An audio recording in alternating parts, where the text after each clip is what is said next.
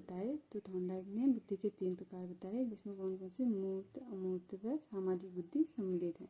आगे है कि बुद्धि सीखने की योग्यता है, किसका कथन है? इसका आंसर है बकिंघम। आगे अगला प्रश्न है कि बुद्धि का एक कारक सिद्धांत किसने दिया? तो इसका आंसर है बीने, टर्मन व स्टर्न ने क्या किया था? बुद्धि का एक कारक सिद्धांत दिया था, जो कब दिया गया? 1911 में दिया गया। आगे हम देखते हैं जो बुद्धि का एक कारक सिद्धांत है उसे और भी अन्य नामों से जाना जाता है, जिसमें कौन कौन से हैं। पहले है कि इसको क्या है? एक खंड का सिद्धांत के नाम से भी जाना जाता है, और एक तत्व का सिद्धांत, एक घटक का सिद्धांत, एक इकाई का सिद्धांत, और निरंकुशवादी सिद्धांत और प्राचीन सिद्धांत के नाम से भी किसको जाना जाता है? एक कारक सिद्धांत को ही जाना जाता है। आगे अगला प्रश्न देखते हैं कि किसने एक कारक सिद्धांत को निरंकुशवादी सिद्धांत माना है? इसका आंसर क्या है? जॉनसन ने।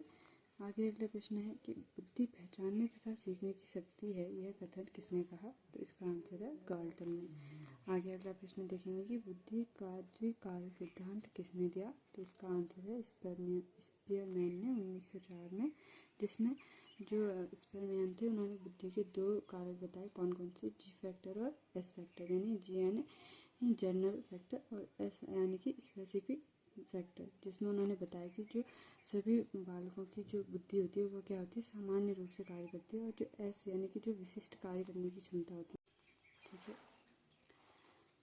आगे अगला प्रश्न है बुद्धि का त्रिकारक सिद्धांत किसने दिया? तो यह भी किसने दिया था? स्पीयरमैन ने 1911 में दिया था, जिसमें उन्होंने जी फैक्टर और एस फैक्टर के साथ ग्रुप फैक्टर को भी ऐड किया था, यानी ठीक है। आगे अगला क्वेश्चन देखेंगे कि बुद्धि का त्रिआयामी सिद्धांत किसने दिया? तो इसका आंसर है गिलफोर्ड ने, जो बुद्धि का त्रिआयामी सिद्धांत है वह दिया था।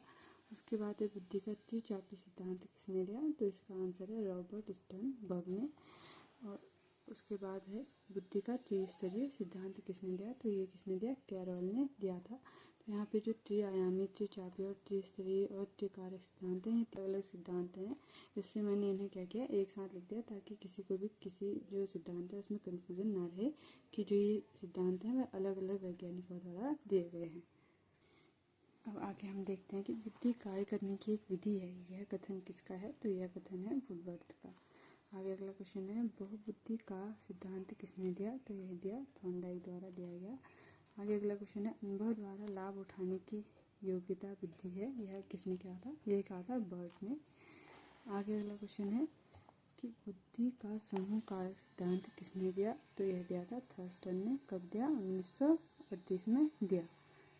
उसके बाद अगला प्रश्न है कि बालू का सिद्धांत बुद्धि के किस सिद्धांत को कहा गया है? तो यह कहा गया बहुकारक सिद्धांत को। आगे अगला क्वेश्चन देखेंगे कि सत्य या तथ्य के दृष्टिकोण से उत्तम प्रतिक्रियाओं की शक्ति की बुद्धि है, यह कथन किसका है?